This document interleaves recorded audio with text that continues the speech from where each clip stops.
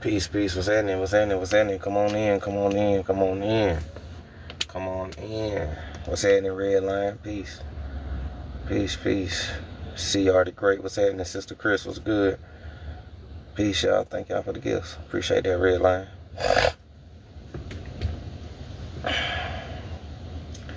Peace, peace. We about to get it in for a little minute. We ain't about to do too much, but we about to get it in for a little minute.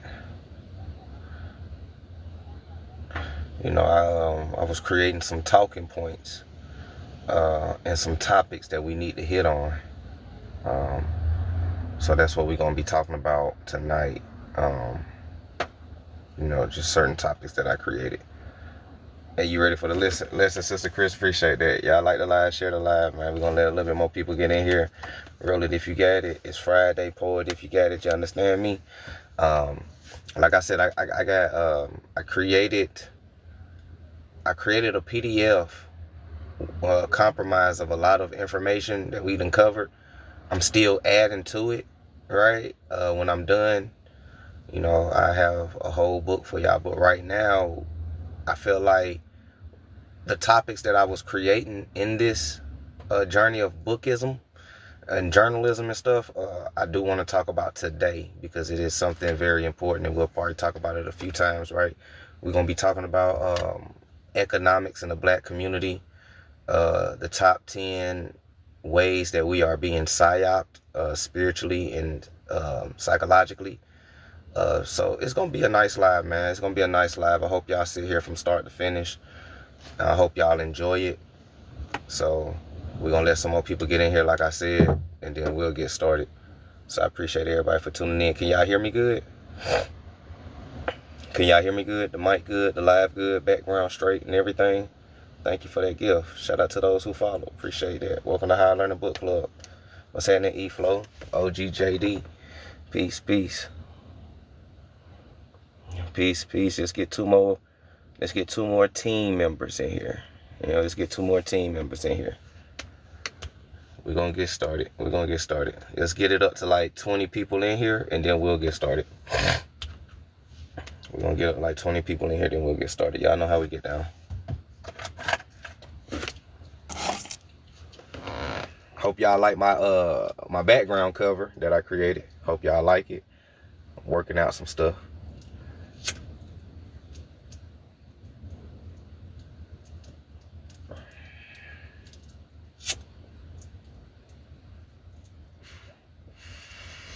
What's happening, Gemini? Peace, peace. Yeah, I like the live, share the live. If you inside the Telegram, can you share it to the Telegram as well? I don't really want to click off the live if something happened. Okay, I'm glad y'all can hear me too. What's happening, Miko? Peace, peace.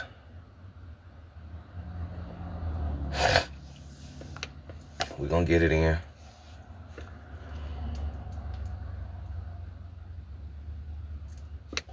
Philly, what's happening? Peace, peace, Phil. Big Philly of the building. Or what it only. Roll it if you got it.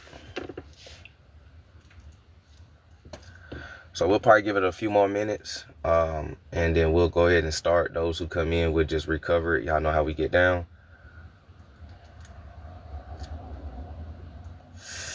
So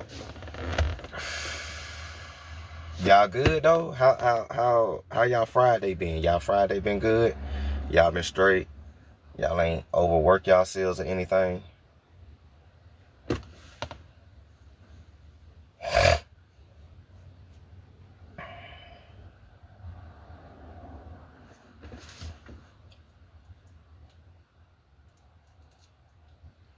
What's that? The divide or? Divide or to build it.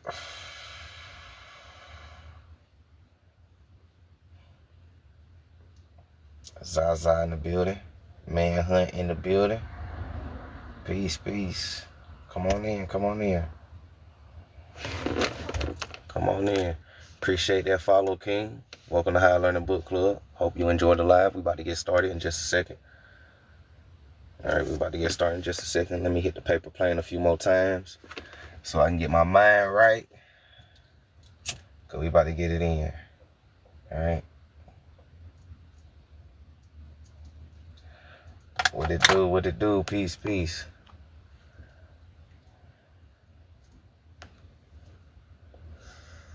Who is Bella Jewel?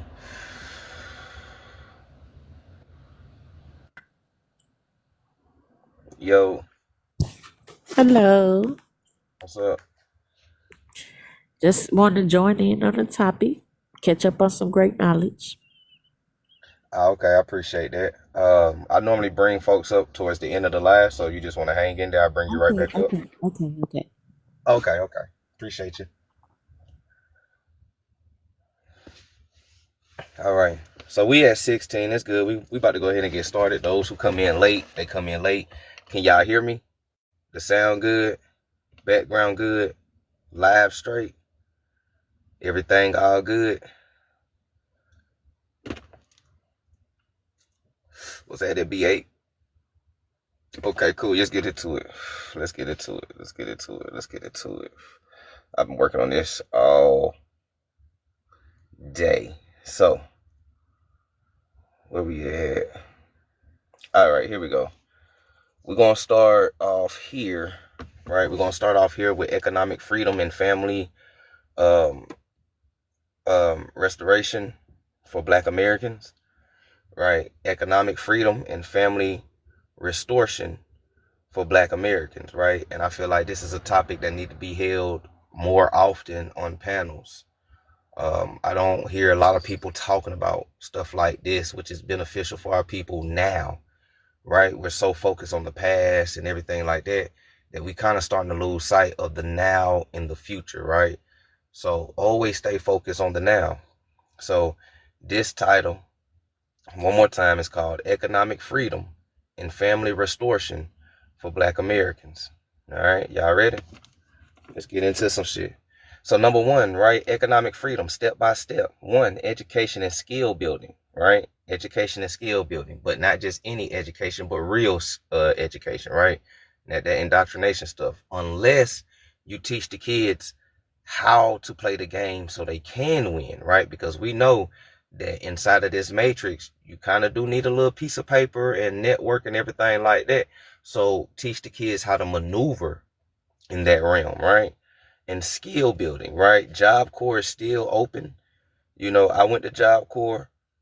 It ain't for bad kids like they try to tell you, but you know, if you want your kids to get a trade, brick masonry, computer programming, or anything of the such, Job Corps is still active and available. And I think they start off at like 16, 18, and it goes all the way up to 25, right? And they pay you to learn a trade. You know what I'm saying? Like, you can't beat that. You get paid to learn a trade in the end, right?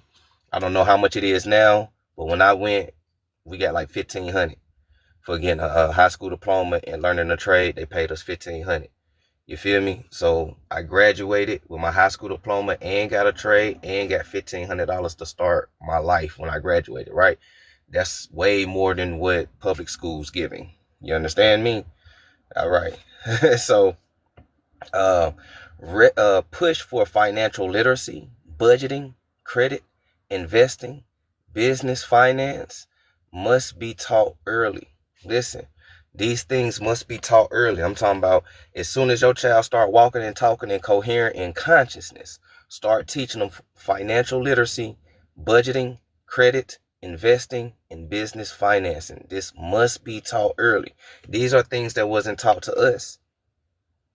Right? If we knew this, if we were taught these things at like 5 and 6, 7 or 8, 9 or 10, hell, even 15 and 16, I'm pretty sure we would have made better life decisions growing up, especially those of us men who took the route that I took growing up. You know what I'm saying? If we knew a lot of this, man, we wouldn't even ventured into a lot of shit that we got ourselves into. You feel me?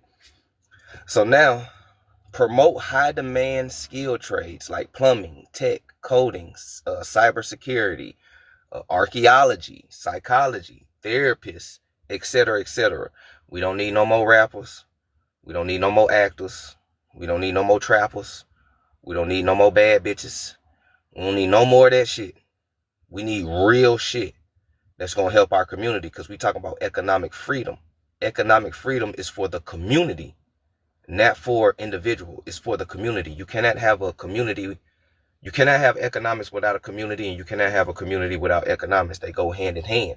This is one of the things that's missing from the black community. When we sit back and be like, oh man, the Arabs do this, or the Mexicans, they look out for each other and they do this, oh, the white people. When we do that, we're talking about economics of another group. All right? Some shit that we don't have. Right? Am I making sense? Y'all let me know if I'm making sense. Thank y'all for the gifts. I appreciate y'all for the gifts. Thank y'all for tuning in. Shout out to the followers. I appreciate y'all for tuning in. I don't really like to call y'all followers. I like to say supporters and other woke people. You know what I'm saying? But shout out to y'all, though. Shout out to y'all. I appreciate y'all. I hope y'all enjoying the live so far. What's happening, Fox? Sounds are for the conscious mind. Check out the YouTube. Sounds are for the conscious mind. I definitely got a YouTube as well. All right. So promote high demand skill trades, plumbing, tech, coding, cybersecurity, etc., archaeology, physiology, sociology, social science, things of that. Okay. All right. So let's keep going, right? What's going on? Man, we just talking about economic freedom and family restoration of the black Americans. This is something that I created. I sat down, I told y'all I was working on something. I'm working on a book, but this is one thing that I was writing for the book that I was like, I need to talk about this now. So y'all getting a little sneak peek inside of my book. All right. So peep game. So peep game. Y'all getting a little sneak peek of the book that I'm working on. I just had to bring this because we talk about so much stuff that we don't talk about economics. What's happening? I got you. Peace, peace. All right. Like the live, share the live, y'all. I appreciate y'all for tuning in, right? All right. So now, after we get education, skill building, pushing for financial literacy, budget, crediting, investing, business finances, and it has to be taught early. It has to be taught early, right? After we do that, after we promote high demand skills, then we start to understand and reclaim historical entrepreneurship. What's happening, Swarthy? Peace, peace. Right? Y'all heard that? After we get all those established, then we start to reclaim historical entrepreneurship like Tulsa and Durham's Black Wall Street. Reclaim historical entrepreneurship like Tulsa and Durham's Black Wall Street. These are steps of economic freedom, step by step. ChatGPT helped me out with a lot of it. So ChatGPT know what it's talking about, because all of the database, for real, go ask ChatGPT where he get all this information from. ChatGPT will tell you that he get all this information from all the data that is compiled, right? So since you get data from all the data that's compiled, help me teach my people about economic freedom. What is a step-by-step that we need to know? This is how you use silent weapons against them, right? This is how you use silent weapons against them, okay? All right. So reclaim historical entrepreneurship like Tulsa and Durham's Black Wall Streets. All right. That's only step one. Okay. This is only step one. Hey, yeah, ChatGPT 5. When you silent weapons for quiet wars, when you understand the weapon, you can use it against them, right? Reverse the social engineering. This is what I be talking about, right? So that's only step one. This is what I mean by we have a lot to do as a community. That was only step one, and that's a lot. I ain't gonna say that's a lot to deter you from doing it, but I'm saying that we ain't got time to be playing around, y'all. We ain't got time to be playing around, bro. Come on, man. Step one is gonna take at least 5-10 years in itself. Let's get to step two, though. Yeah, I'm accepting guests towards the end. Let me get through the lesson real quick. So now number 2, right? Once we get step 1 completed, let's get down to step 2. Step 2 is group economics, cooperative economics. See, a lot of us don't even know what group economics is. At least not me. A lot of this stuff is new to me. I ain't never heard of group economics, right? So what is group economics? Well, number 1 is some shit that Black Americans really don't like to do, and that is support Black-owned businesses and keep the money circulating in the community. We always talk about the shit, but we don't ever walk the shit. And the reason why is because a lot of Black Americans are so entitled and spoiled. Oh my God, Black Americans' customer service is shit. Yeah, so is the white folks who be following you around the store making sure you don't steal. So it's the Chinese people. You be going there getting your nails done and they be talking shit about you. You just don't speak Chinese, right? Yes, be real. All these businesses that y'all shop in be talking shit about you and treating you like a dog. Black Americans and Black community don't do that. All we just ask is for you to support us. Yes, our shit might be high starting off. That's because we starting from shit. We starting from the ground up, right? If I'm starting from the ground up, I can't sell you a car for $1. Make it make sense. If I'm starting a goddamn car dealership, I can't sell you a car for $1. Let me get my money up and then come back so I can slang you a deal. But help me out first. You feel me? Help me now so I can help you later. Right? We talking about economics. This is what our people did. Right? This is what our people did. Right? Do that make sense? What's that in Hidden Gems? Peace, peace. Do that make sense? Y'all let me know.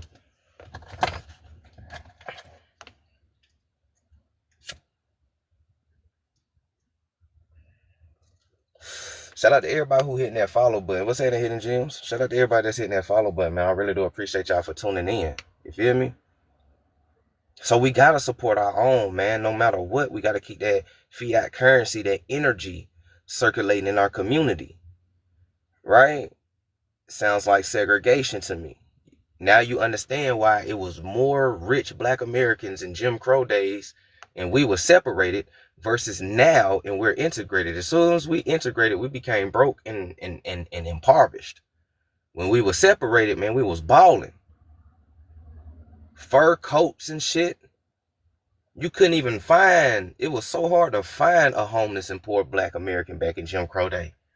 Because we all had it and we all looked out for each other. Even when you didn't have it, we had you. Right? Even when you didn't have it, we had you until you got your shit together. Oh, you down on your ass, man? Come down here and work in the barbershop, bro. I'm going to pay you X, Y, and Z, stack your brittle, and get your own shit. Oh, you fell on your ass? Oh, you can live with me real quick, stack your paper so you can get your own shit. But I got you, big dog. I ain't about to have you out here like that. Nowadays, niggas wouldn't even toss you 5 cents. Right? Niggas wouldn't even toss you 5 cents. And you don't even want to get on your personal blood family. You call your personal blood family and, man, y'all help, man, I'm stranded. I'm stranded on the highway. Can y'all help me? I don't know what to tell you. Goddamn, what the fuck? But my daddy always told me that a stranger will help you faster than a person that know you. That's something that my daddy always told me. A stranger will help you faster than a person that know you, which is weird. Like, real talk. Y'all know how many times y'all helped me out? When people that knew me physically was like, nah, come on, man, stop playing. But we need that support, though. Okay? Now, once we get that support and the money circulating in the community, then we start buying clubs and investment circles. Right? Because we know clubs is still jumping. Clubs don't necessarily have to be the clubs we grew up in. It could be a bar and a grill. Right? Clubs gonna always do well. A bar and grill's gonna always do well. Think about it. Right?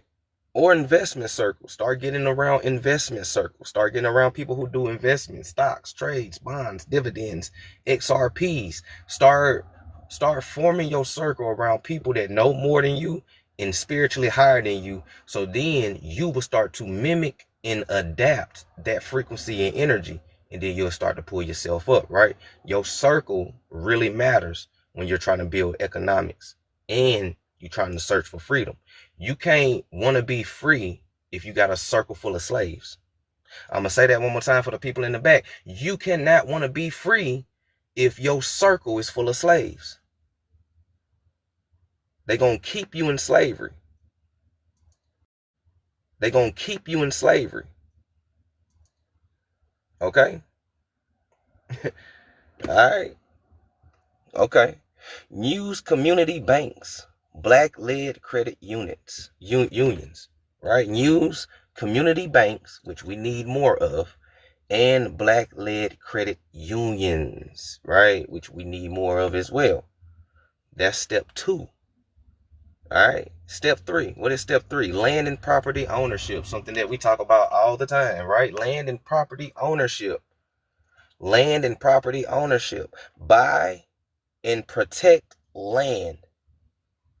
Buy and protect land. Okay?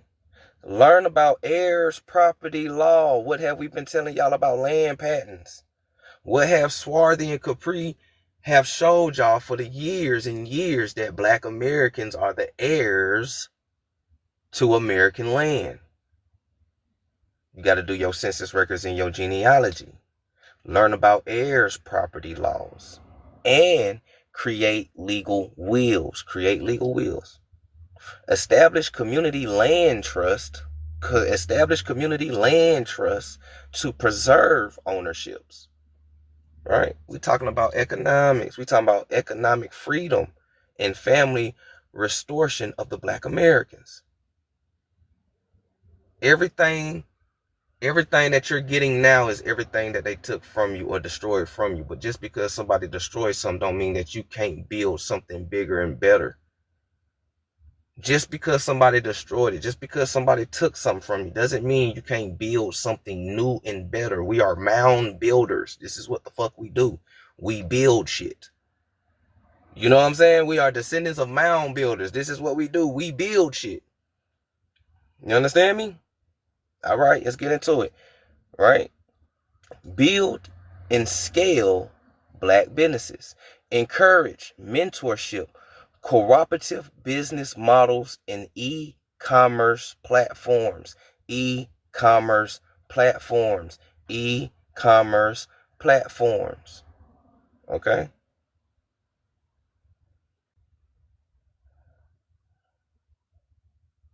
All right?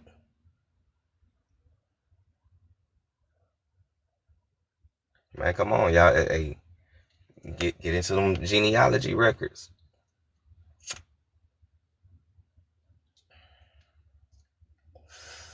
E-commerce, the future of commerce. Facts, though. Facts. That is very true. That is very true, though. Facts. Number 5, financial independency planning. Invest in stocks, real estates, and insurance. Remember what I taught y'all about the insurance, or what I told y'all about the insurance? If you can, go get a life insurance. Not just any life insurance policy, but you have to get a life insurance policy that you can borrow against, right? And open up a trust, right? So you start borrowing against the life insurance. But I think you have to like be paying on it for like a year or 2 before you can start doing that. But once you can start borrowing against it. This is how a lot of people, most people, be having all these bands and stacks and shit that you be seeing. A lot of them don't really be hustling. A lot of them be know this shit and they do it. Okay? Peep game. Peep game. Peep game. He said, yep, it has to mature. Facts. It has to mature. So now, use life insurance and trust for intergenerational wealth, right? That's what I just explained to y'all, right? Learn how to use life insurance and trust for intergenerational wealth, right? Understand tax strategy and debt leverage. Understand tax strategy and debt leverage. Okay? That's the top 5 economic freedoms, step by step. For right now, anyway. I can't give y'all the whole book. I'm still working on it, but I'm just giving y'all a little preview of what I'm working on. You know what I'm saying? Hope y'all enjoying it so far. Shout out to everybody that's in here rocking out with me, man. Like the live, share the live. Thank y'all for the likes, the love, the gifts. I really do appreciate it, man. What's happening, Fellaini? I ain't see you come in here. Peace, man. All right. So now let's get into the family unit. The reason why I want to get into the family unit now is because economics don't work without the family unit. Okay? Economics don't work without the family unit. The first line of economics is in the house. The second line is community. Okay? Peace. What's happening? Peace. So how do we go about rebuilding the so-called black family unit? All right, what's happening, Wild One? How do we go by building the so-called family unit? Well, one, we have to restore intergenerational relationships. We have to restore intergenerational relationships. We have to encourage elder involvement in cultural education, right? Encourage elder involvement, right? And a lot of grandparents going to the club now. Can you watch the kids for me? Or, Grandma, can you drop some gems? Because, every time we went to Grandmama's house, and Grandmama was there dropping gems on us and shit. You feel me? Shit, nowadays, you can't even get Grandmama to watch the kids no more. Grandmama inside the club. Grandmama taking cruises. She's living her life. You know what I'm saying? Like, she's 20 and shit years old. Like, we really forgot what was the purpose of great grandmothers and grandfathers, father and mother, and everybody want to YOLO. Everybody want to live their life. Our community can't wait till the kids turn 18 and kick them out so they can go do whatever the fuck they was doing before they had kids type shit. That's very immature. That's very immature. I'm a 90s baby. You see how fast shit changed? I'm a 90s baby. My grandmama ain't never been to the club. Shit, my grandmama pulled up and picked us up half the time. Mama ain't even have to ask her. You know what I'm saying? Grandmamas wanted their grandkids around them. It ain't like that no more. What's happening, Gamble? It ain't really like that no more. Right? Ain't no more big mamas. But we have to restore the intergenerational relationships as families. And we have to encourage elder involvement and cultural education. Right? We have to teach our kids and the family about the culture of familyness all over again, because it seems like our people tend to forget. What's happening, Jimbo? Peace. All right, number 2, marriage and partnership stability.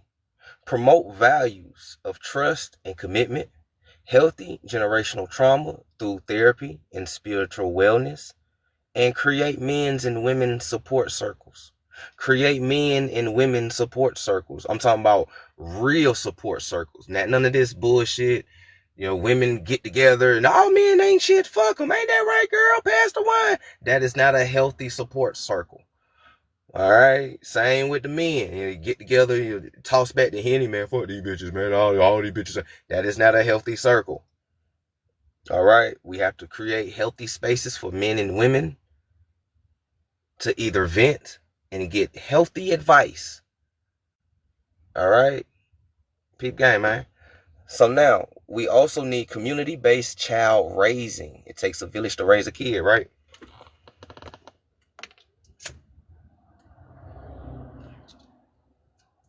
It takes a village to raise a kid. It takes a village to raise a kid. We need community-based child raising. If your kid playing in the street and I see your kid playing in the street and I tell your kid, get your little bad ass out the street, you as a parent shouldn't come to me wanting to fight me. Don't you be talking to my kid.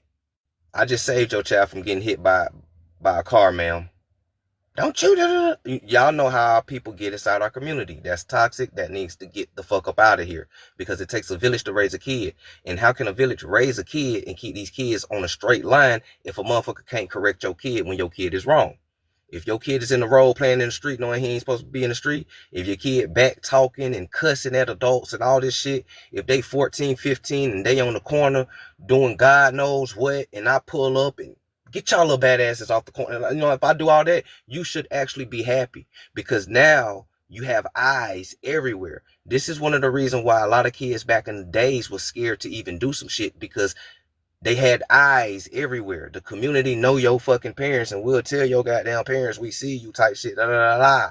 You know what I'm saying? So it really kept kids in line when you know your parents got extended eyes looking at you at all times. You know what I'm saying? Nowadays, there is no eyes. Adults don't even give a fuck what young kids do.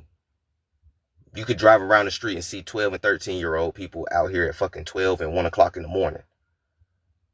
Adults is scared of kids now. I'm scared of these young niggas. They ain't got switches and shiesty, man. Scary ass niggas. Scary. Scary. Scary. What's happening, T-Money? Peace, peace. Hey, I'm a 90s baby. Shit, my neighbors used to call my mama all the time. Yo, son. Man, y'all some snitching ass niggas, bro. You know what I'm saying? Like, for real. You know what I'm saying? You see how fast shit changed, though, right? You see how fast shit changed. You feel me? So we need a community-based child raising. And what is a community-based child raising? Use neighborhood schools, homeschool pods, and mentorship programs. Right? And use neighborhood schools, which is we need our own schools, or homeschool pods, and mentorship programs. Real mentorship programs all over again. And it can't be no scary-ass mentors. Right? Can't be no scary ass mentors. I remember the mentorship programs in the 80s and shit like that. A lot of the 80 babies remember the Big Brother programs and all that. Most of them Big Brothers was gangsters themselves. Like, you wasn't about to run over your Big Brother mentor. You know what I'm saying? Like, hell no, that nigga, he just got his life together. He'll flash out on you quick type shit. So, but today's mentors be soft than a bitch. Gentle parenting and shit. You know what I'm saying? Like, they always told on me, facts. Facts, my neighbor snitched to my dad about me chiefing in the middle of the neighborhood. Hey, I'm telling you, we need to bring that back. It's community-based child raising. We need to bring that back. These are things that's going to economically free and family restoration of Black Americans. When people ask for solutions, these are solutions. People can give you solutions all day, but are you going to do it? Are you going to apply it? It's a difference. People can drop gems all day, but are you going to grasp it? Are you going to apply it? Because, you know, knowledge that's not applied is just a waste of information. You know what I'm saying? Number 4, we need safety and protection. Of course, we need safety and protection, right? We need safety and protection. We need to establish community patrols, which is legal. We need to establish community patrols, which is legal. But the community need economics so we can pay the community patrols to patrol the community. Like how they used to do with the Crips and Bloods back then. How you think the Crips and Bloods was getting money? All right, a lot of Black Panthers and shit was paying for protection. A lot of communities was paying for the protection, my nigga. You know what I'm saying? Peep game. I'm giving you some game here. All right. Educate on legal rights and local policy advocacy, meaning being political enlightened.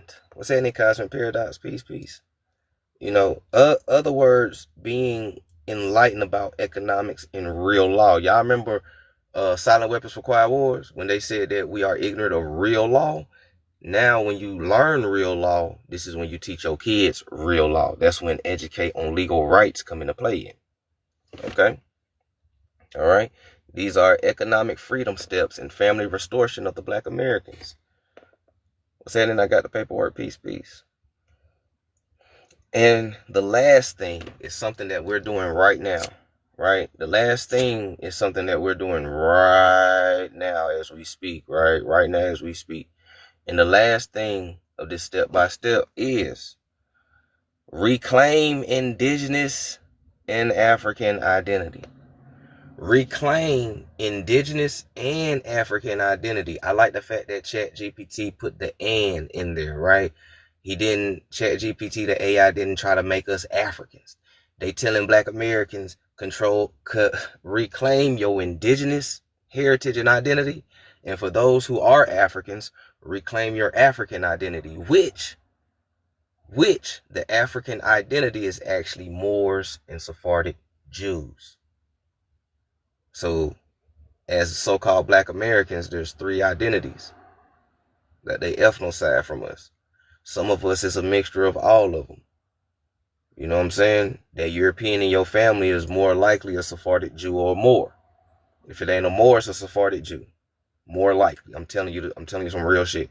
They just call them Africans, but in reality, these are Europeans, Black Europeans, royal Europeans, like real solid motherfuckers. You know, this ain't no random YT man who just slid into your family. This shit don't work like that, especially not in my family.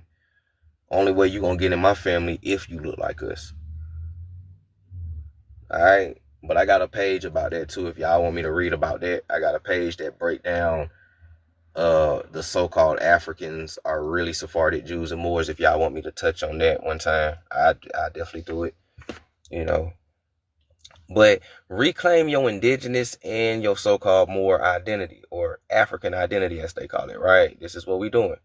Honor your ancestors and establish traditions, right? Honor your ancestors. They didn't say only honor your indigenous, honor your ancestors, all of them. Because if it wasn't for all your ancestors, you wouldn't even be here.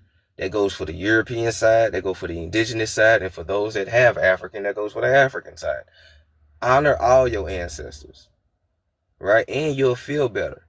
Trust me, I feel so good. People on this app cannot make me feel no type of way for having European ancestors. Oh, don't you get Irish? Hell yeah, I got Irish, nigga. What the fuck you mean, nigga?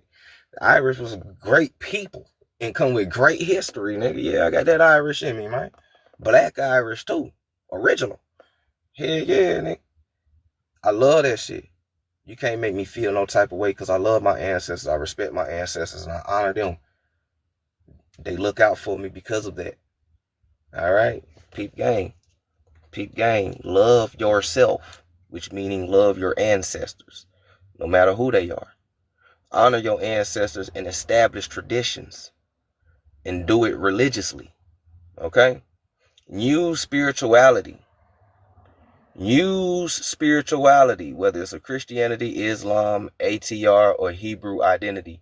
Use spiritual as a foundation for unity and guidance. Right? What's that in Rip? Use spirituality. Now, y'all know me. You know, we're going to substitute the Christian and Islam and all that. But that Hebrew can stay because some of our people are Hebrews. Right? But honor spirituality. Right? Hoodoo, voodoo, Santeria, Hebrew identity as a foundation for unity and guidance. We can use it for guidance when people put their egos to the side. For real. We can use it for unity if people put their egos to the side. The reason why we haven't united yet is because egos is in the way. Egos is in the way. Egos is in the way. This is why my phrase is what it is. I don't have an ego problem. So this is why I will not argue with Negroes about Negroes being original to Earth. Because there shouldn't be no question. So if Negroid people is original to Earth, some of our people are Hebrews. Some of our people are, because the Hebrews is the Sephardic Jews, for people who haven't put those two together. All right? Some of our people are Chaldeans. Some of our people are American Indians. Some of our people are Moors. Some of our people are Pacific Islanders. Some of our people might be fucking Anunnakis from over the ice wall. We don't know. We still learning. We still digging. But one thing I do know is that we are all these things. And if we know that we all these things, why in the fuck are we beefing when the YT people is telling us we are not this? Why the fuck are we trying to debate each other when motherfuckers are still covering up our history as a whole, nigga? No matter what you call yourself, all of these nations been ethnocide. This is why you don't know about Sephardic Jew history. This is why you don't know about Moor history. This is why you don't know about American Indian history for real. This is why you don't know about none of these histories, because all of them was niggas. So why the fuck are we debating each other for when we need to be turning our aim to the educational system and the propaganda machine who's pushing these lies and stereotypes amongst our children? We ain't got time to be arguing with motherfuckers. If you African, be African, nigga. It's time to build an economics for the African children. If you're Indian, be Indian, nigga. It's time to build an economics for the Indian children. If you Anunnaki, nigga, be Anunnaki. It's time to build an economics for the Anunnaki children, nigga. Whatever the fuck you call yourself, economics is your freedom. It ain't about what you're called, it's about what you do. And our ancestors showed us this shit time and time again. Our ancestors went from Indian, black, Negroes, colors, African Americans, Afro Americans. But one thing they always had was land, wealth, and intergenerational wealth. And we was financially free no matter what they called us. So what the fuck is the problem? Egos. Egos is the problem. Ego. That's the problem. We got bigger fish to fry.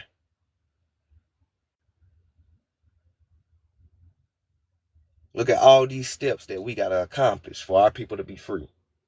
We ain't got time to be fucking arguing. That's a distraction. We ain't got time for it. That's a distraction. That's a distraction. Diversion summary. Silent weapons for quiet wars. Remember, that is a distraction. Look at all these damn steps that we need to do as a community to be economically free again.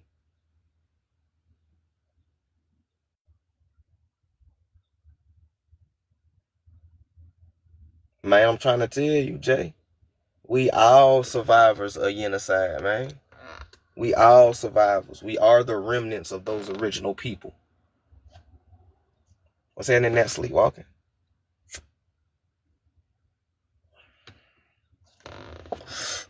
All right. So in conclusion, economic freedom and strong family units are interdependent. Wealth without a healthy culture collapses. Wealth without a healthy culture collapses. Culture without financial basis stagnates. Listen, wealth without healthy culture collapses. A culture without a financial base stagnates, right? It stagnates, and the power lies in collective action, long-term planning, and cultural restoration. Come on, man. Come on.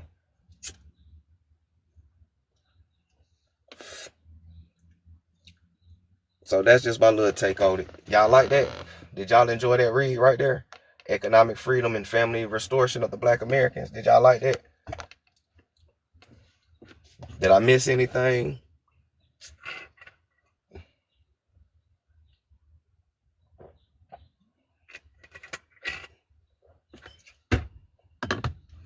Shout out to everybody that's in here. I appreciate y'all for tuning in.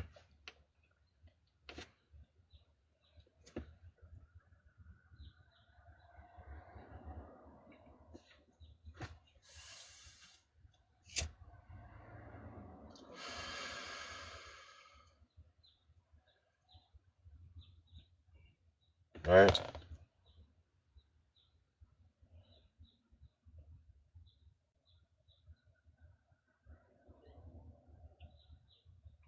You know what I'm saying? You enjoyed that read? Cool.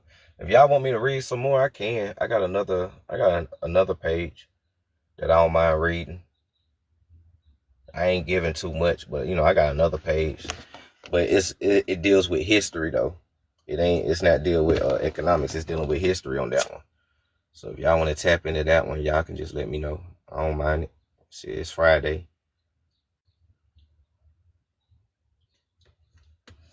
You were cooking. I appreciate that. A little rough draft. But we talking about, untold history of the Aboriginal Black Americans. Untold history of Aboriginal Black Americans.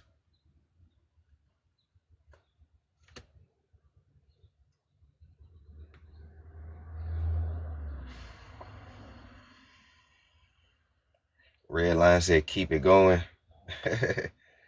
Okay, cool. I got you, big dog. He said keep it going. What's happening, like flower? Peace. Peace, peace. Thank y'all for the gifts. I keep it going, you see.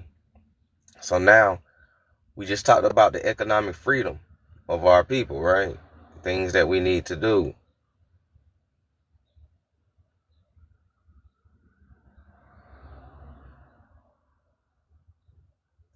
So now, what I want to give y'all is, let's see, what's this? Okay, what's in the life flower? Peace, peace. Bartering and trading in the community. Yeah, that always works too. So now we gonna go to this part right here. You see your chat GPT still acting like a Pan-African. Hey, hey, Thoth, I'm gonna help you out with that. A lot of these books that we be downloading that be said that that we indigenous and shit. Anytime your chat GPT start acting like a Pan-African, start uploading a page that says Black primitive nations in America and shit like that, and be like, well, inside this historical book it says that we are indigenous things, and then your chat will be like, you know what? I am sorry, this is a powerful discussion, and then it'll drop a whole lot of shit. For real, it'll drop that's how I had got mine to switch a little bit. I dropped a few books in there and shit. And I was like, and then I started asking it when I asked it about his database and programming. He was like, I got a whole lot of sources. I was like, oh, since you got a whole vast of data, then you know about Black Americans being indigenous to America. And then I promise you, the response was, oh, you touching on a deep, complex subject.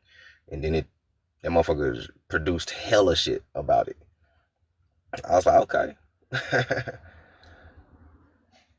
You kind of got to train it to dig deeper, because it's programmed by what we ask it and what we put into it, right? Because it's still AI and it still programs off of data. So sometimes you got to upload information. ChatGPT said we are primordial indigenous people. Yeah, we come from Nagas. The Naga is a primordial god. Right? For real. The Naga, the story about the Naga, which is funny because you'll never hear no natives tell you about the creation story with because we know Naga, Maya Nagas, Incas, Olmecs, like this is their creation story, and it's funny because natives don't know this, but I tell y'all, and y'all can go research it. But in the beginning, in the void of nothingness, there was a Naga, the Mama Naga, and the Mama Naga was swimming in the primordial waters, and it laid an egg, the egg being earth, right? This is why Muslims say earth is shaped like an egg, right? So she was traveling through the primordial water. She laid an egg. The egg became earth. But the round part is the firmament. We are inside as the yolk. You understand me? So, and then this is the beginning of the Naga children. And from that hatched the egg was 12 Naga tribes. And these 12 Naga tribes spread it out over the four corners of this said earth, right? We have Nagas here in America. You got Nagas in China. You got Nagas in Hindustan. You got Nagas in Africa. And you got Nagas in Europe as well, too. So these Naga tribes and children spread it out around the world and start building civilization. This is one reason why a lot of the civilization resembles each other, right? But that's just one form of the creation story of the Naga. You know what I'm saying? There's like three different stories of it, but that's the one that I like. What's happening, Gus? Peace, peace. Can y'all hear me? Mic check 1 2 1 2.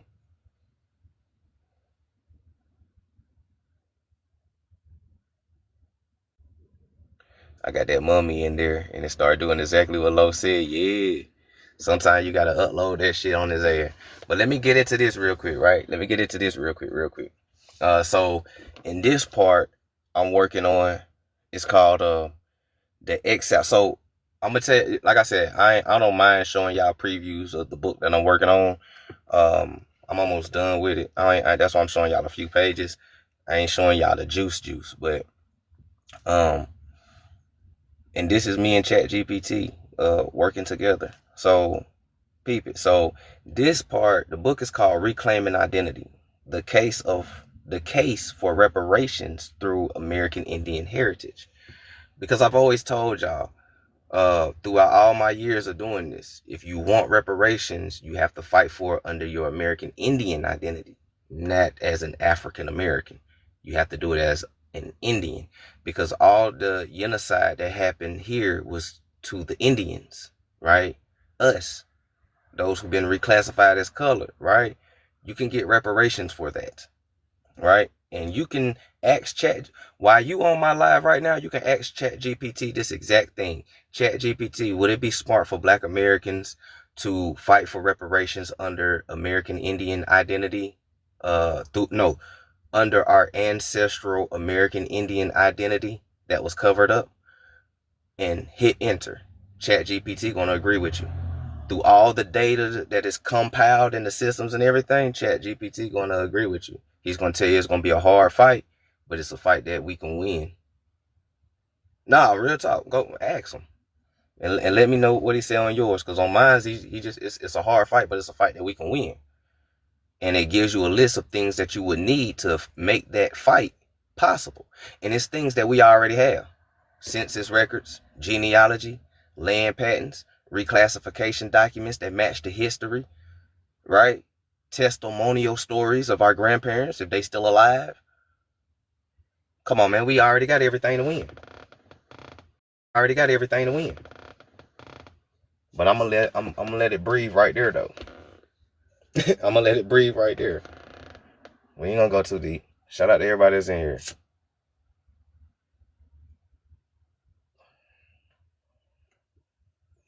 So you'll get into this, right? The misnomered Africans who are actually Sephardic Jews and Moors. So, the exiled Moors and Sephardic Jews, the hidden identity of so-called African slaves. Right? The exile of Moors and Sephardic Jews, the hidden identity of so-called African slaves, right? These are the so-called African slaves. Contrary to the mainstream narrative that portrays African slaves as solely West African tribal captives, mounting evidence suggests that many of those labeled African slaves, quote unquote, were actually Moors and Sephardic Jews of Negroid phenotype. Black Europeans who were exiled during and after the Christian Crusades and the Spanish Inquisition. Following the fall of Islamic Spain, the Al-Andalus, in 1492, the Catholic monarch Isabel and Ferdinand expelled thousands, right? Like 90,000, right? Thousands of Moors, Muslims, and Sephardic Jews from Iberia. These groups, racially so-called black and ethnically diverse, were forced into exile, not only across the Mediterranean and into Africa, but also into the Caribbean, Central America, and Mexico. Mexico in the early American colonies, right? What's that, Rashad? Right? Mexico, Central America, right? And early American colonies. The key destination of these exiles, Mexico, as early as the 1500s, Spanish records detail the presence of black Jews and Moors among enslaved servants and classes in Mexico, right? Cuba and Puerto Rico, Iberian exile of Moorish descendants helped shape the Creole cultures. You said Mexico is North America, not Central. I never said Mexico was Central. You got to listen for the commas when I read, right?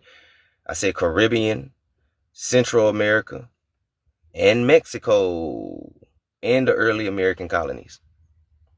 All right. So peace. So now, right? So now Cuba and Puerto Rico, right? They say the Iberian exiles of Moorish descent helped shape the Creole culture. Help shape the Creole culture. Those would be your Latinos, right? Remember we learned about Latinos, right? Your Latinos, the children of Latinos born in America is called Creole or Creole, right?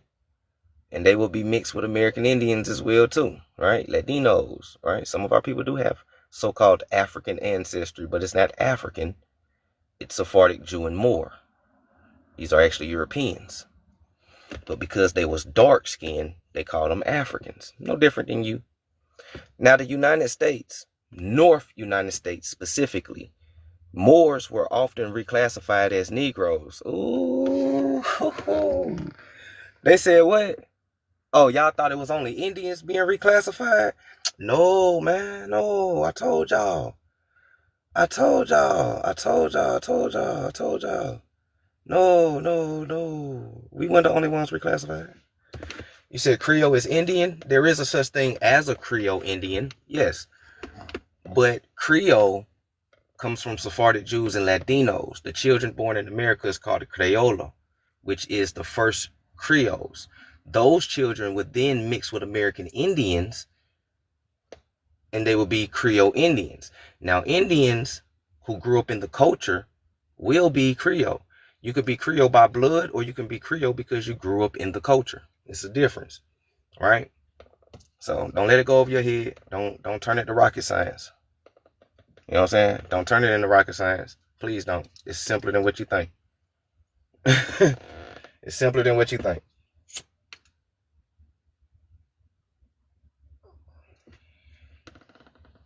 What's happening, Sam? Sam in the building. Big C. What's happening? Blackbeard. What's good? Right? So what they said United States, North United States to be exact, Moors were often reclassified as Negroes. You said, are Cree and Creole connected? No. I mean, they can be depending on ancestry, but no. Cree is an American Indian tribe in Canada. Now, if their children are Creole, it's because of the Huguenots, the French Moors, that went to Canada, right? And then they had babies with Indians. The Indians become Creole because, Huguenots are still Sephardic Jews and Moors. So, descendants of them would be, not all of them, but those who would have the ancestry. So when I read these documents, I don't want people to think that I'm generalizing, because I'm not, okay? You have to just find your ancestors inside the story, because we just said only thousands came here. Slave voyages said 90,000 Africans. Those 90,000 Africans were Sephardic Jews and Moors. Most of them went to Central America, Mexico, and the Caribbeans. And the few that came over here, most of them went up north, places like New York, Philly, Massachusetts, et cetera, right? So if it's not in your ancestry, man, let that shit fly, right? I just had to make that disclaimer. Yep, lots of Canadians ended up in Louisiana as Creole. That's facts, yeah. After they migrated down, yep, Creole, that's facts, yeah. After they migrated down, yep, after they left Canada, that's facts, right? But let's keep going though, right? So they said that Moors were often reclassified as Negroes, and we know that. Said that Moors were often reclassified as Negroes, and we know that because I showed y'all my ancestor who is a Moor, and he is reclassified to a Negro, right? I showed y'all that, right? You said, what's the ancestry of a Creole? It depends on the Creole. Not all Creole have the same ancestry. Irish, right? You can be a Creole and be French, Spanish, and Indian, right? But those are just terminologies of areas. This is why I'm being specific and saying Sephardic Jews, Moors, and Indians, right? So what makes a Creole is the fact that Latinos, who is Sephardic Jews and Moors, had babies in America on American soil. They are called a Creola or Creolo, right? Meaning Creole. These are the firstborn Creoles, right? They still Sephardic Jews and Moors. They just born in America. These are the Europeans, right? 1828 Webster Dictionary, right? What is it? Copper-colored American Indians founded here by the Europeans, which now applies to the Europeans. Those Europeans are Sephardic Jews and Moors who are now American because their children is born here. Don't let it go over your head. Now, depending on those children, if they married an Indian, then the baby will be a Creole Indian, as they will call it, a Creole Indian. But again, not all Creole people have the same ancestry, and it depends on the colonies, because you have a Russian Creole. A Russian Creole is totally different from what we know Creoles to be. A Russian Creole is A Russian father with a Siberian mother who has a child.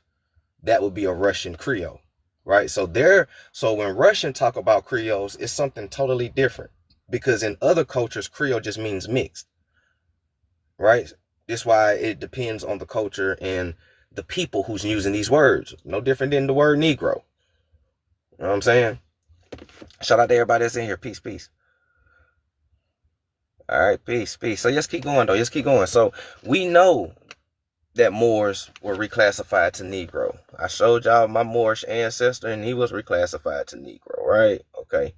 So United States North, Moors were often reclassified as Negroes and eventually grouped into the so-called African slave category through systematic paper genocide. So Moors went through paper genocide as well. How many of y'all know that? How many of y'all knew that? You said Creole don't means mix, bro. I don't have time to be arguing with y'all. I ain't got time to be arguing with you, man. I'll just go ahead and block you for real. I ain't got time for that shit. I hate when motherfuckers come into my class and try to out teach the damn teacher, bro. Start your own live and tell people how Creole don't means mix. But have sources to prove that. Most people don't have sources to prove none of the shit. Some of these niggas been listening to other motherfuckers who sound cool than a bitch on this app, and they believe that shit is true. You can pull up the word Creole and it has like 3 or 4 definitions. This is where we get back into context clues. Creole can mean mix. It can mean Sephardic Jews and Moors Latinos born in America, or it can mean an Indian who's mixed with European. Either way, Creole means mix, and it also means color, right? Crayola is where you get the word crayon and color from, right? So it just means colored folk, people of color, etc., right? It's a descriptive term turned into an improper noun. Don't let it go over your head. 2 + 2 is 4 every time. Shout out to everybody that's in here, man. Shout out to everybody that's in here, bro. Right? People are so damn confused on what Creole is and want to argue. Right, bro, I'm part Haitian. You know what I'm saying? Like, I'm part Haitian, literally. Haitian. You know what I'm saying? Like, I'm part Haitian, literally.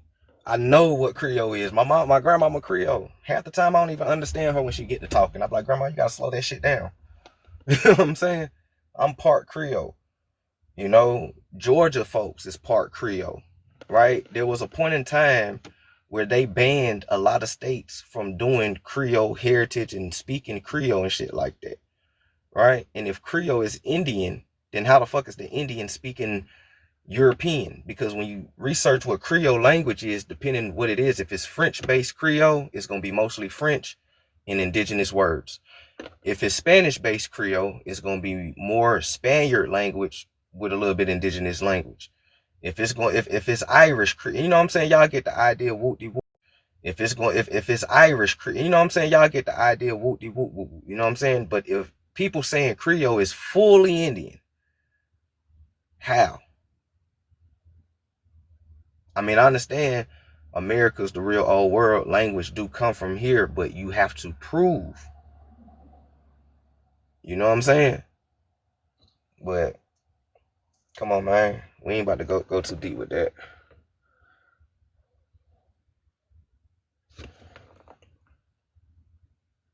I've been told a few different things when it comes to Creole. That's because Creole is mixed.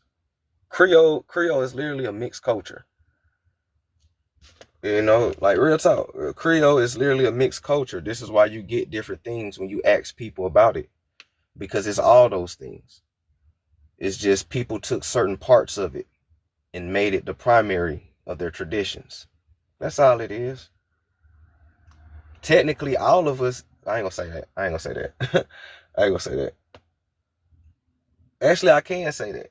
Culturally, we're all Creole. Culturally. We don't just do Indian shit. We do other people shit too. This is why I'm saying, like, our culture as Black Americans is mixed anyway. It's mostly Indian, yes, but you still have Sephardic Jew traditions. You still have Moorish traditions. You still got Irish traditions. You still have, some people have German traditions. Some people have a lot of other different traditions. right? Which comprises and make the so-called Black American culture so rich and unique because it's a little bit of everything. You know what I'm saying? But it's the Indian in us that make that turn that shit up. You know what I'm saying? It's that Indian in us that turn it up though. You say you Creole too? It's so mixed it's not even funny. Yeah. I'm Irish, Haitian, or Arawakan. You know, my grandma's Arawakan from Yaiti. My great grandfather is Irish.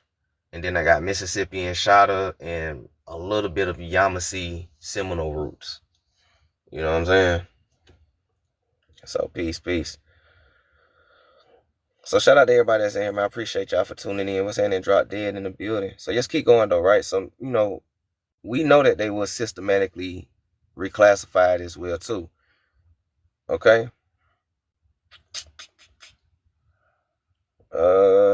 And references, right? And I also list the references for those who want it. Like there's hella books that talks about how Moors was reclassified and they're not really Africans, but they are the so-called African slaves that got here. Man, there's hella books that talk about it.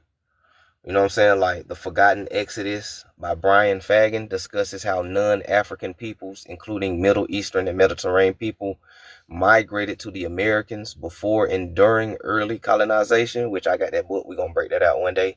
We got The Jewish Pirates of the Caribbean, which I read to y'all by Edward Kitzler, highlights how Sephardic Jews expelled from Spain and Portugal played pivotal roles in the Caribbean trade and settlement. Leo Winter's African in the Discovery of America, 1920s, argues for the early presence of Africans, including Moors, in the Americas prior to Columbus. You got Historical Papa Bulls and etiquettes of 15th to 16th century, which discusses a decree, the Alhambra Decree of 1492, and Dum Diversis in 1452, which authorized the enslavement of Moors and non-Christians, Sephardic Jews, laying legal groundwork for transatlantic exile, aka transatlantic slave trade. So, that's your real Africans that they be trying to say, right? That's the African slave trade that they say. It's literally the exile, the Sephardic Jews and Moors. Nothing more, nothing less. But the problem with that is most of them went to Mexico, Central America, and the West Indies. The ones that came here went up north, but they got reclassified to Negroes. And it was some that went to South Carolina, and they got reclassified to Negroes as well, too. So when a lot of people do those census records and you see a Negro or colored, that can go both ways. It ain't always Indian. Because a lot of these other folks was called colors too, like the melanated Asians was also called colored as well too, right? People is plural of color, right? So you have the Negritos and the Negroid Asians who was called colors. You have the so-called Sephardic Jews and Moors who was called Negroid and colored. You have the American Indians that was called Negroid and colored. You have all of these melanated people here. That's the melting pot, right? That's the melting pot. Whether it's in your ancestry or not, our community is diverse like that. What's happening in Dallas? Peace, right? Our communities is diverse like that, whether you have it or not, okay? Let's see what else we got in here, right? So since we talked about the Moors being reclassified to Negro, right, we was also misclassified as, yep, So as we read that the Moors was also reclassified to Negro at the well and suffered paper genocide. In 1920s, Dr. Walter Plecker in Paper Genocide of the Black American Indians. In the early 20th century, a systematic effort was undertaken to erase the identity of Black American Indians through administrative and legal classification. One of the most influential figures in this process was Dr. Walter Ashby Plecker, the first registrars of Virginia Bureau of Vital Statistics, who served from 1912 to 1946. Plecker was a staunch white supremacists and eugenicists who believed in the so-called purity of the white race. Under his leadership, Virginia became ground zero for what is now recognized as paper genocide. The bureaucratic erasure of American Indian identity through reclassification. What did Plecker did? He reclassified thousands of Black American Indians as colored on birth certificates, marriage certificates, and death certificates. He actively refused to recognize American Indian tribes in Virginia and other states, not just Virginia, unless they fit his racist definition of racial purity. Sending threatening letters to midwives, hospital workers, and clergy demanding they register all non-YT births as coloreds. That goes for Moors as well, too. What's happening, Mother Nurture? Peace, peace. That goes for Moors as well, too, right? I just showed y'all that. Destroyed and alter official records that showed Indian ancestry, particularly of individuals of mixed African and Native descendant, right? Okay.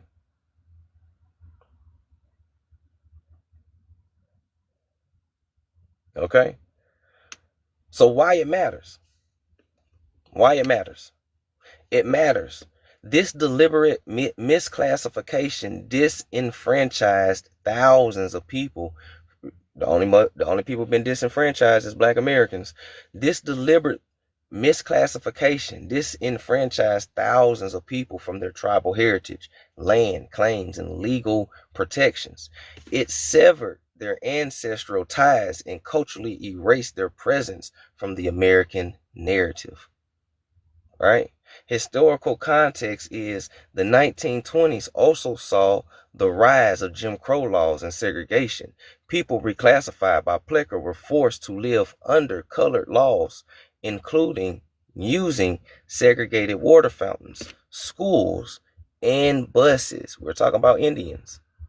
Many of those now called African Americans, right? Many of those now called African Americans had or have deep indigenous roots, which were covered up by policies like Plecker's, right? Plecker's work laid the foundation for racial erasure that continues to affect the identity and the recognition of American Indian descendants today, especially those with African/Moor ancestry. Several tribes are still fighting for federal recognition and access to their history due to the administrative legacy of Plecker's racist agenda. That means they got your history. They know who you are. They got your history.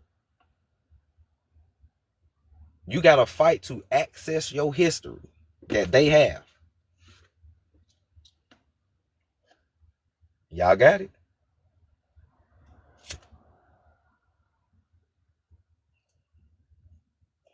What y'all think so far? Y'all enjoying it?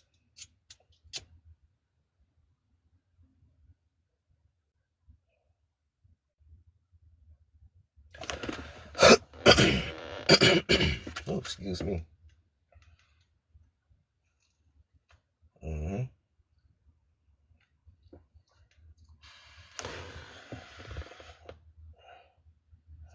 The records are in Kansas underground in a limestone record case. I said this, Sam. You said great find. Oh, I ain't find this. I wrote this.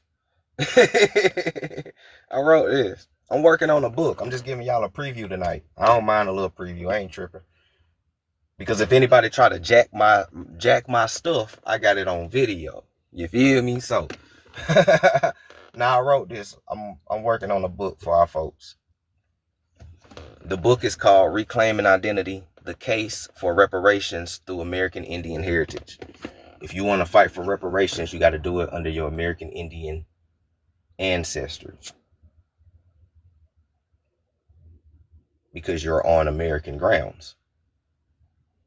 Not in Africa. Right?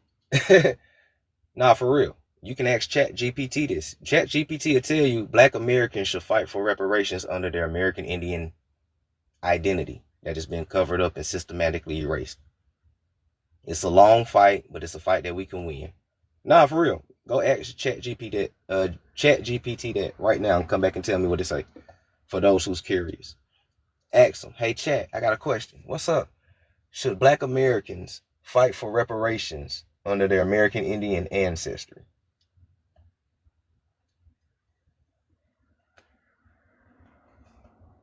It's going to break it down, and it's going to tell you a list of things that we need to have to win. And guess what? It's things that we already have. ChatGPT going to tell you you need census records and documented proof. We already got that. You got to have proof of your family being reclassified, which is paper genocide. We have that, right? Land patents is always a plus because heirs of property. We have that. All right. Hey, peep game. Peep game. Silent weapons for quiet wars. Use their technology against them for your freedom.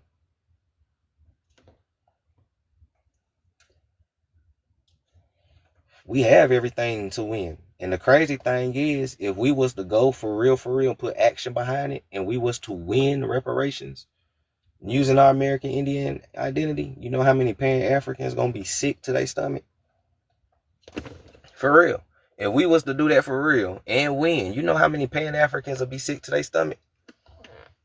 Man, what the fuck? Bro, we tried to tell you we Indians, nigga. We tried to tell you. You ain't want to listen. You feel me? You feel me? Nah, but for real. Check it out.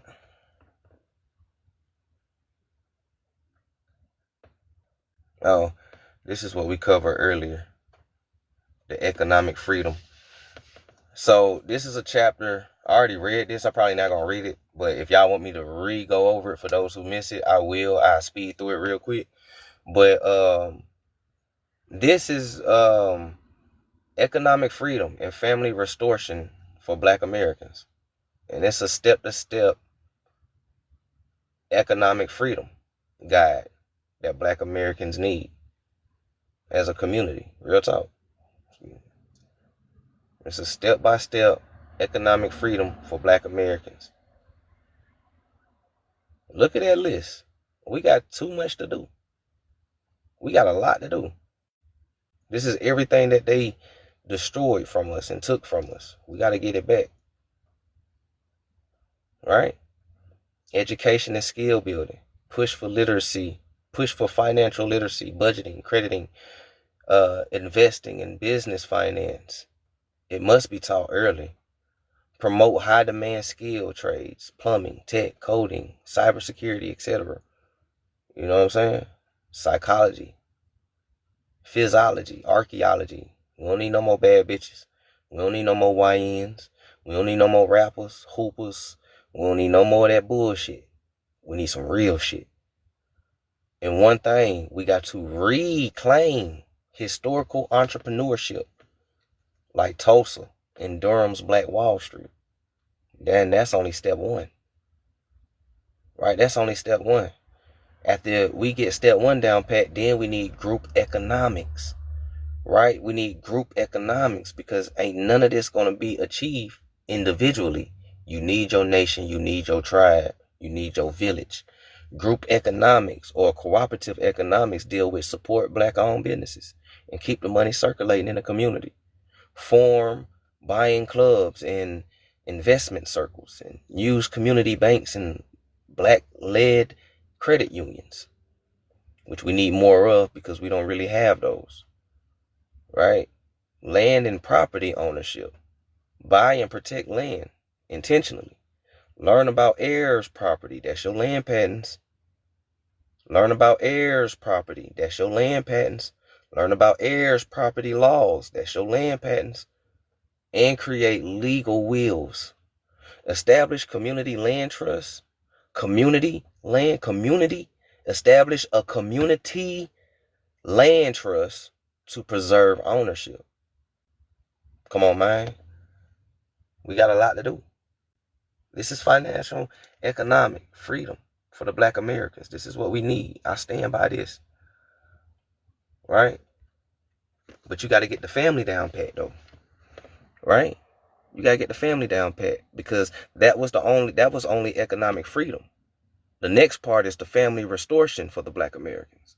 How to rebuild the Black family unit, right? Rebuilding the Black family unit. We got to first restore intergenerational relationships. We have to encourage elder involvement in cultural education. Number 2, we need marriage and partnership stability. We need to promote values of trust and commitment, heal generational trauma through therapy and spiritual wellness. Get your spiritual work on. Create men and women support circles. We need community-based child raising. What is community-based child raising? We need the use of neighborhood schools, homeschool pods, and mentor programs. Real mentor programs, man. None of that bullshit. Right? We need safety and protection. We need cultural and spiritual reconnection. Reclaim your indigenous identity. That's what it says. Reclaim your indigenous and African identity. Right? Honor your ancestors, establish a tradition, and use spirituality as a foundation for unity and guidance. Right? But I ain't gonna give y'all too much tonight. What else? This will probably be the last thing I give y'all. Yeah. This was supposed to be the cover before we got into what I read to y'all about Sephardic Jews. But this is the XL Moors and Sephardic Jews map. Right? The exile of Moors and Sephardic Jews, the hidden identity of so-called African slaves. Right?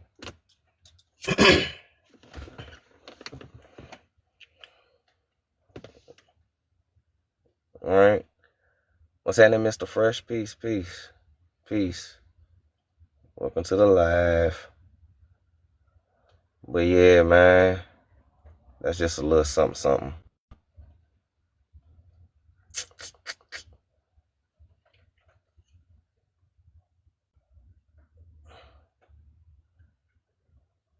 That's just a little something, right? We are under spiritual fear.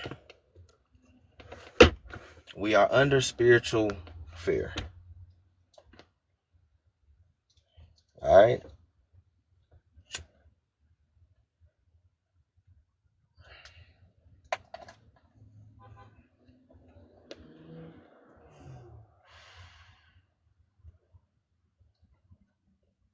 And it all starts in the classroom. This how the classroom was looking on Friday nights when they cut the light off and wheeled the TV in. What are we watching today? Roots? Almastar? Our friend Martin? You know what I'm saying? That's what we watching. So you claiming Sephardic Jew? Who, me? No, I'm not a Sephardic Jew, but I do know Sephardic Jew history, and a lot of our people are mixed with Sephardic Jews, so that wouldn't be far-fetched. Just like a lot of Mexicans and Latin Americans are mixed with Sephardic Jews. That wouldn't be far-fetched.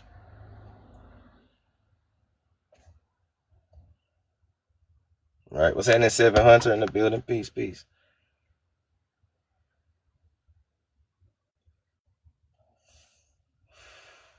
My parents didn't allow me to see Roots. Yeah, I ain't never watched Roots. I caught little clips here and there, but I ain't never really watch it. I don't like slave movies. They irritate me.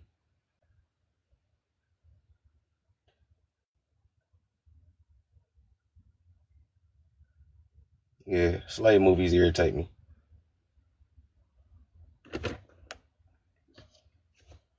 For real. Because it all be some bullshit.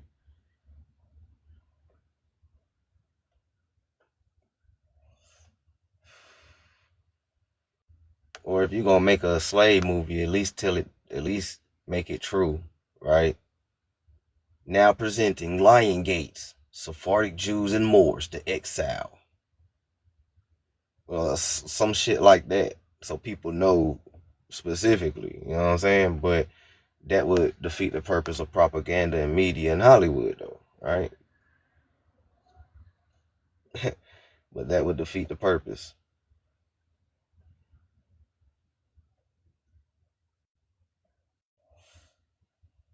That person says, so you claiming Sephardic Jew? I'm dead. They got real quiet after I made my statement, though. Yeah.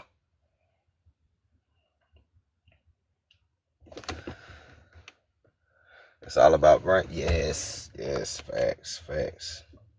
That's what it all comes back to, brainwashing. That's what it all comes back to. Control, ownership, brainwashing. It's the only way that they can do that.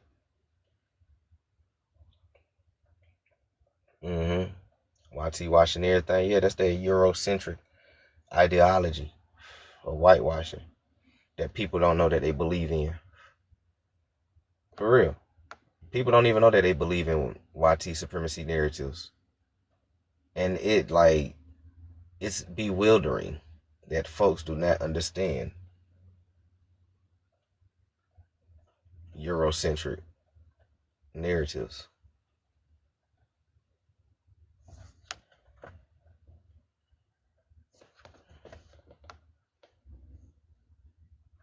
Like, it's people that really believe that ancient Egyptians was YT people. What's happening, child of the soul? Peace. Like, for real, it's people that really believe ancient Egyptians are like YT people. But if you let people talk long enough, you can catch the Eurocentric hypocrisy.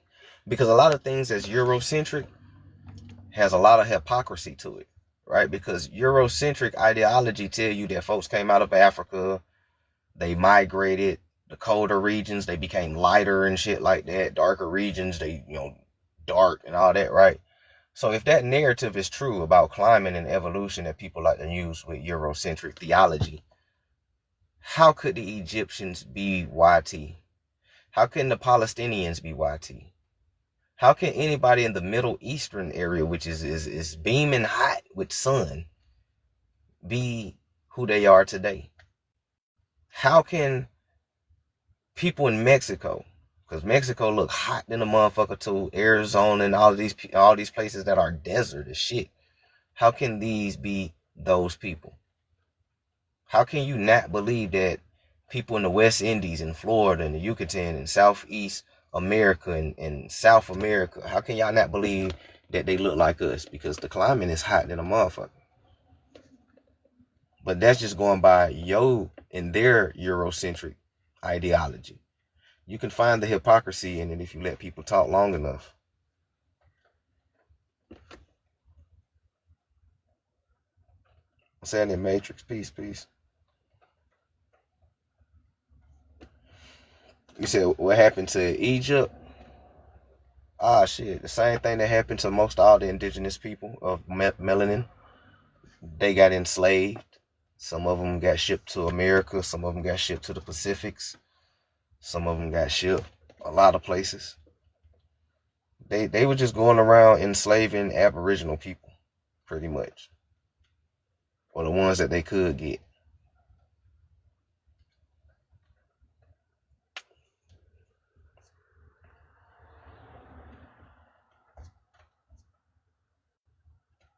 Peace. Shout out to everybody that's in here. Shout out to all the new folks in here too. If you new to the page and you digging the live and you been here from start to finish, go ahead and hit that follow button so you can be notified every time I go live. Check out the playlist, check out the videos, screenshot the sources, do your own research. Check out the YouTube channel, Signs for the Conscious Mind. You can find Signs for the Conscious Mind on all platforms. No, I just meant what happened to their melanin if it's high. Okay. Child of the Soul said, just follow, I'm dead. See, you never get notified? Yeah, I know, man. That's TikTok's #1 shadow ban. For real, I'm one of TikTok's most shadow ban. So a lot of times you won't get notifications. But you follow the page, I can pretty much send it to you.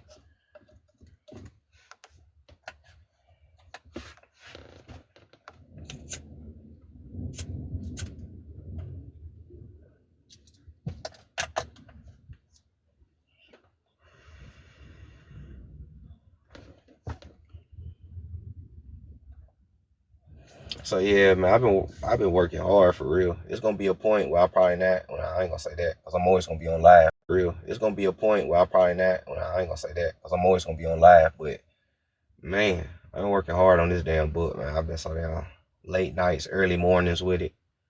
I'm almost done. Once I get done, I'll let y'all know. It's gonna be dope. I got a whole lot of new chapters that I'm gonna put in it. Um, man, this is if y'all like this, wait till it's done. For real, for real. Wait till it's done. Man, I'm gonna throw a lot more stuff in it. I ain't gonna really tell y'all too much because it's a lot of folks that be jacking my ideas on here.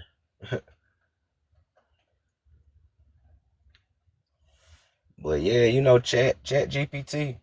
I know I'm against AI, but if you can use AI against the Matrix, by all means do it.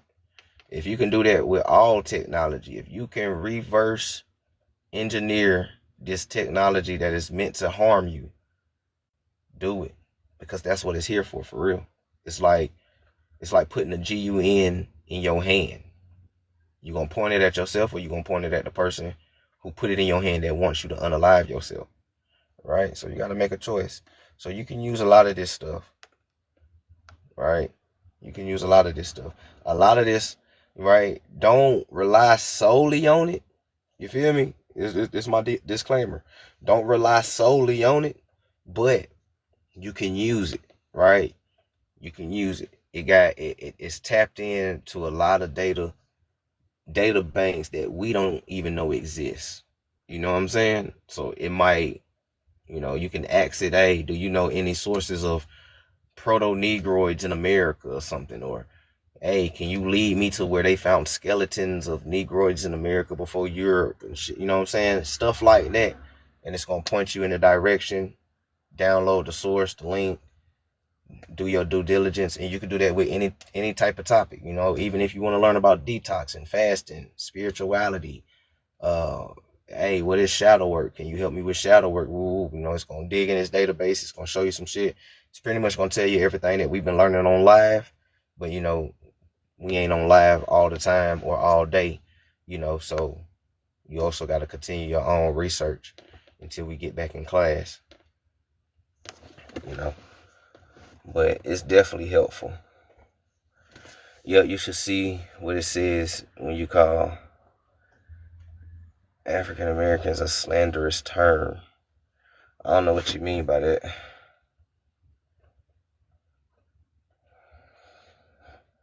Use it to find sources, train it. Facts, Zaza. Yeah. Facts.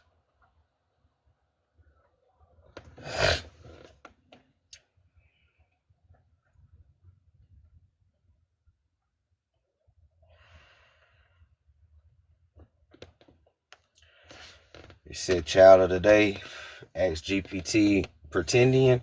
Yeah, if you ask Chat GPT what pretendian is, it's gonna tell you white people. It's gonna tell you pretendian. Majority of pretendians are white people. Nah, for real. And it'll show you pictures too. Shit, you can ask Google for that one. You ain't even gotta ask AI for that. You can ask Google for that one. You can ask Google for that one. I already posted about it. Oh, okay. What's happening, CEO? I'm gonna check out the post. Hey, just send it to me because cause on my end, when I asked for it, it was like, yo, white people. And I was like, okay, shit, that's all I need to know. That's all I need to know.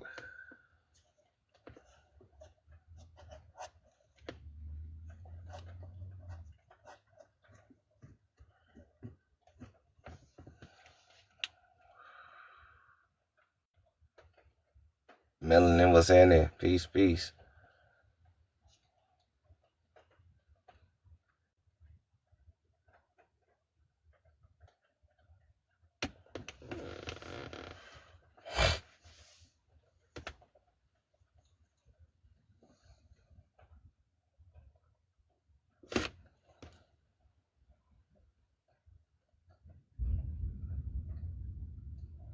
Shit about a thunderstorm out there, bitch. It's already lightning.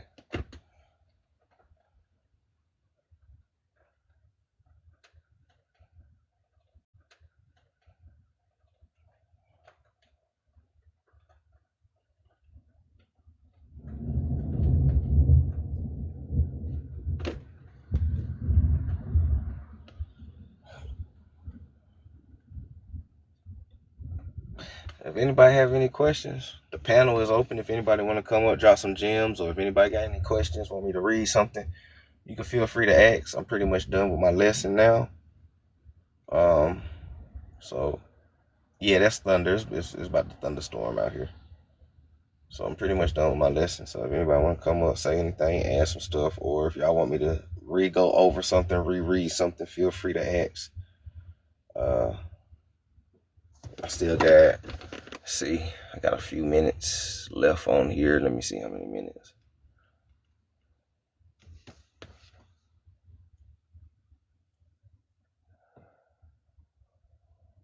Let's see.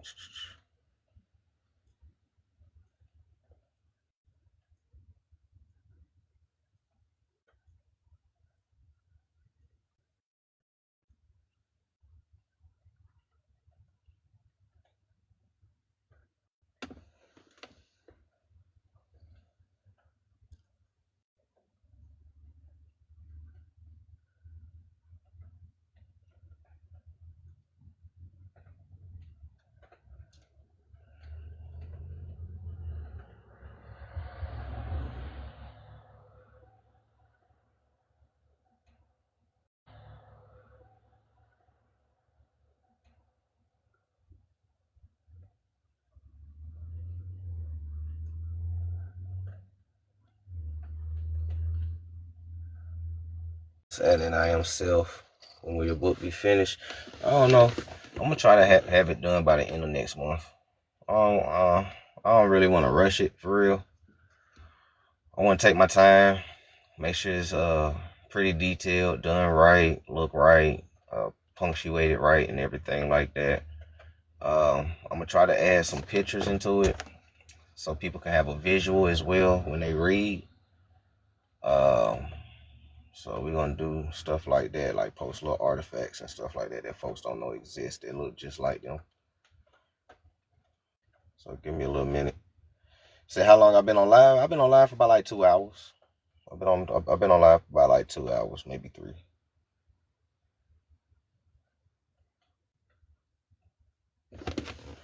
Yeah, I've been on live for a minute.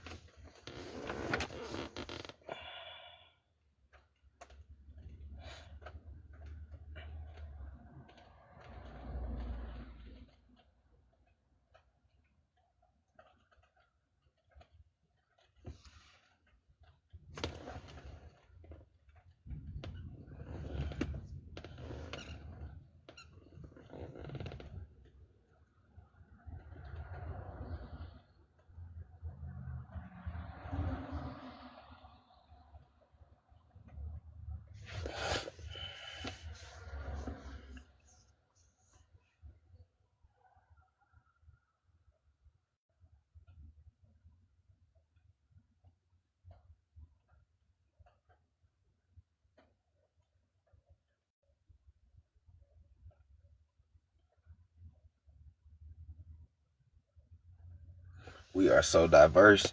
Yeah, that's true. Shit, we diverse like any other continent. You know, Asia diverse. It's a lot of Negroid people over there too that they don't show. But yeah, we very much diverse.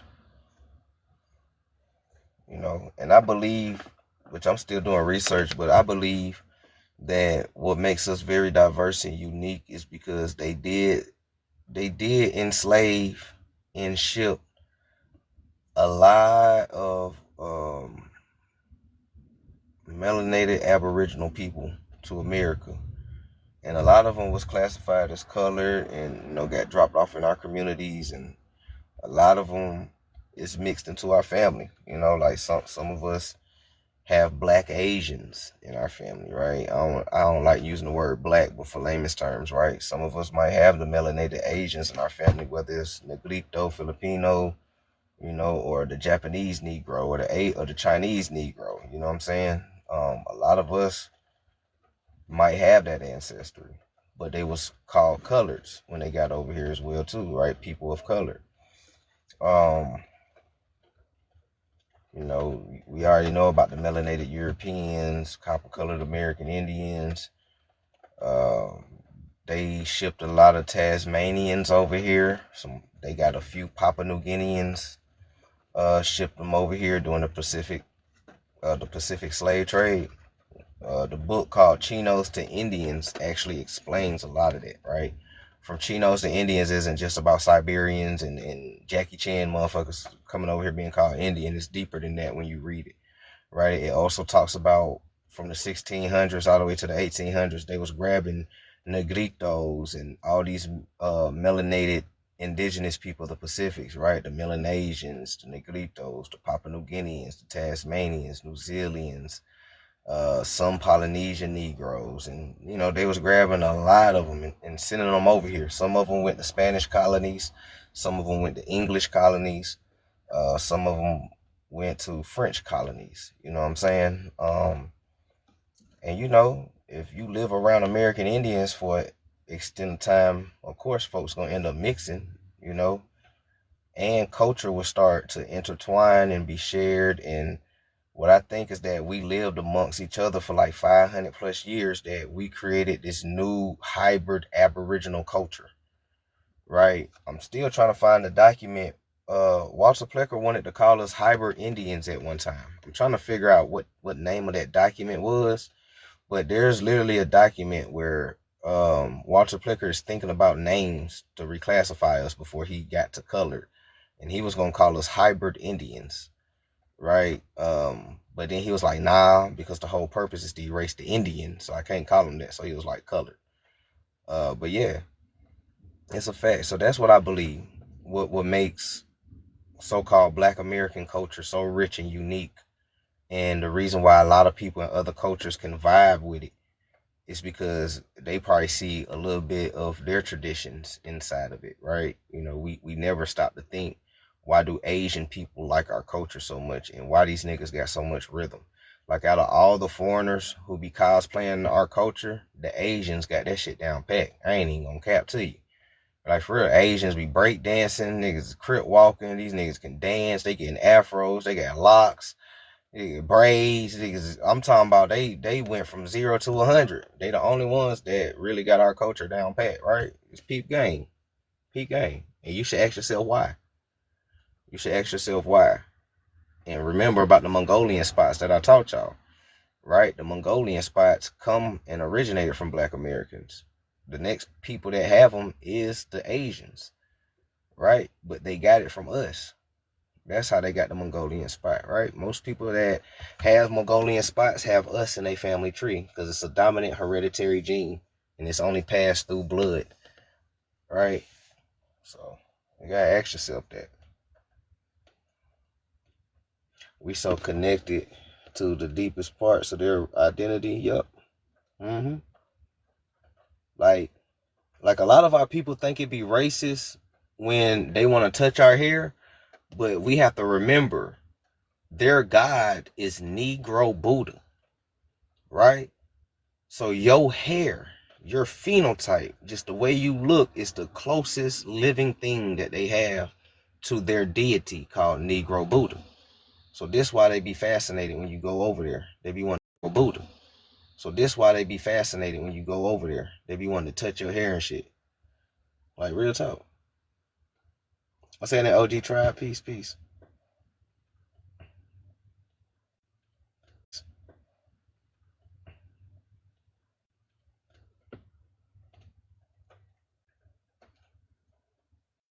It's considered a birthmark. Mm-hmm. Keisha was in there. Thank y'all for the gifts too.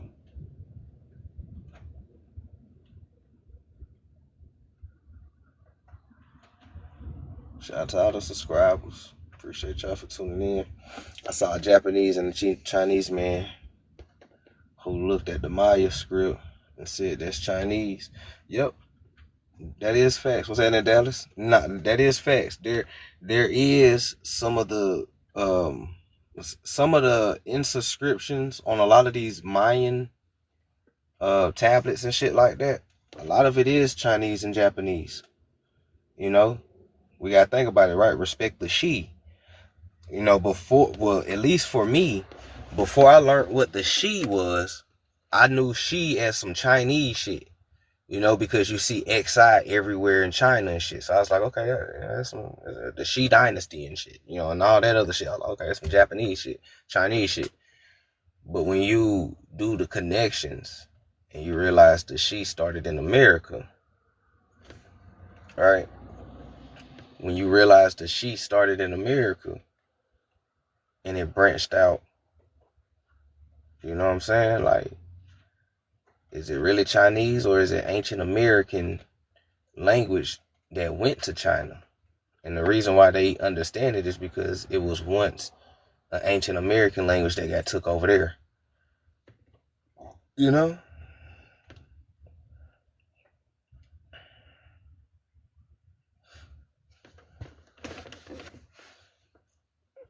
You know, even a lot of our names is Chinese and shit. No, real talk. Like, I did this research too. A lot of black Americans got Chinese names. Especially like our grandma. Her name is Mei Lee, right? Her American Indian name is Mei Lee. Her Anglicized European name is Mary, right? But her Indian name is Mei Lee. Mei Lee is Chinese as fuck. For real. What's happening, Wisdom? Y'all can research it. A lot of our elders' names has Chinese origins and shit. Right? So at one time they probably spelled it L-I, just like how we spell she, X-I, right? But because of Anglicization of language, that L-I Lee became L-E-E, which is still Asian. L-E-E, Lee. So Mei Lee, or May, the word May, also have Asian / Hebrew roots, right? Just peep game. Study language, study language, study language, study language. It's called physiology. Yeah, the study of language is called physiology. Physiology, study it. You'll be surprised how many people is connected through language affinities.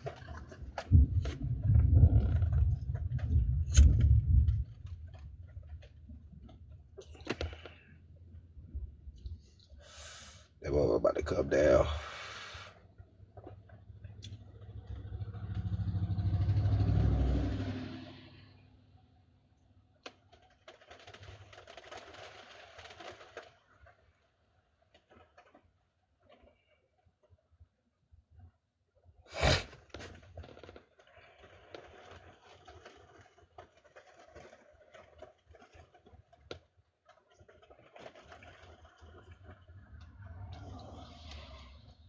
You had a cousin named Mei Lee. That's dope, Kitawa. Shit, my grandmama spell her name like this. It's the old school way.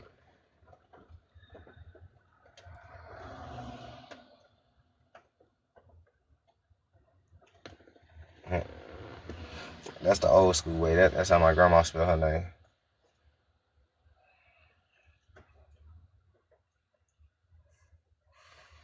Mm-hmm.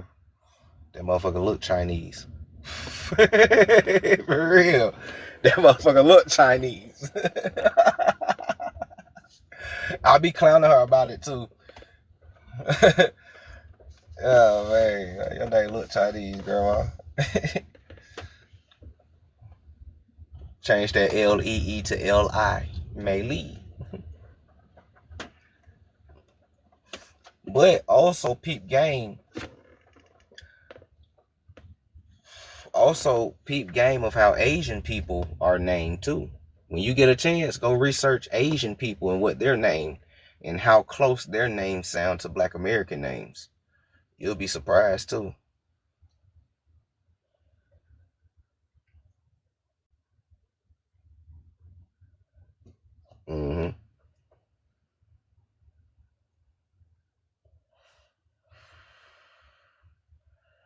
But shit, y'all check this out though. I ain't even gonna cap to y'all. I'm about to get ready to leave and get out of this weather and shit like that. Cause it's really about to come down, thunderstorm and lightning real bad. So I'm about to get out of this area and go back to my secure quarters. And if y'all still up and y'all still want to have a live, I'll go live, or whoever is live, I jump on the panel or whatever, you know what I'm saying? So y'all just sit tight. Let me get to my destination. And y'all will see me again. What's happening, hemp? Peace, peace. Yeah, let me get to my destination before I get caught up in this.